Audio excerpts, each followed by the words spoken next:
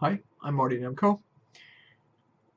This essay is Developing Drive. Most attempts to improve people's motivation and reduce their procrastination focuses on carrots and sticks. Get the person to consider the benefits and liabilities of doing that task. For example, you'll get a promotion. You won't get fired. At least among my clients, those are mere band-aids that soon fall off. The key to enduringly developing drive is to want to be productive for its own sake. How to make that happen depends on which of three inhibitors are operating in that person. The first is this: too narrow a definition of the pursuit of happiness. Many people with low drive equate the pursuit of happiness with avoidance of work, especially unpleasant work.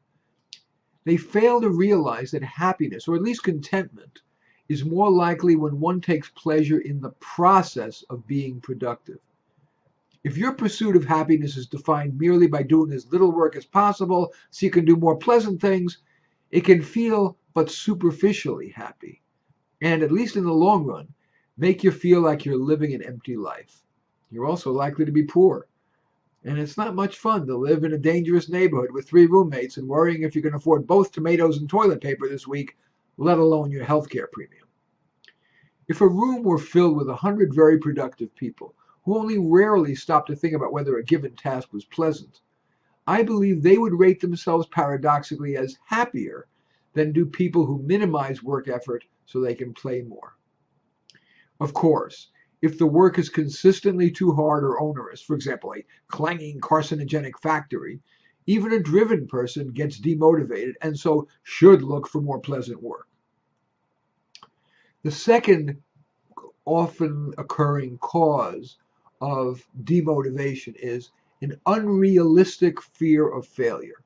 Some people, whether because of childhood trauma or some conspiration of factors, so fear failing as to avoid trying even on tasks at which they'll likely succeed.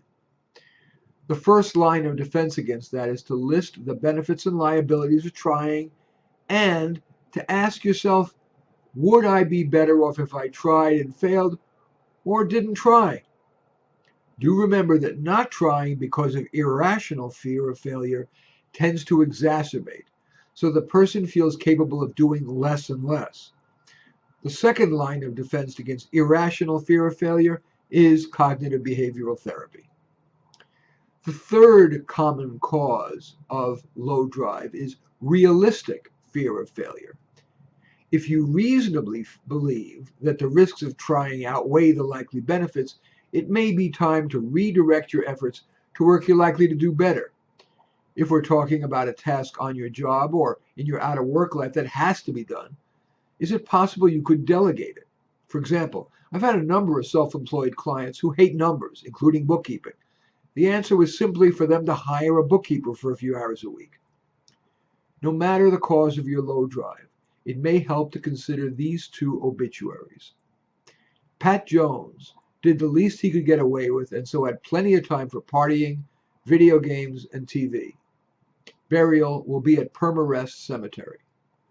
Chris Smith did the most she could and thus improved the lives of many customers, co-workers, family, and friends, even though she spent little time partying, playing video games, or watching TV. Burial will be at Perma-Rest Cemetery. The takeaway? Is there anything in this audio essay that you would like to try in developing more drive? I'm Marty Nemko.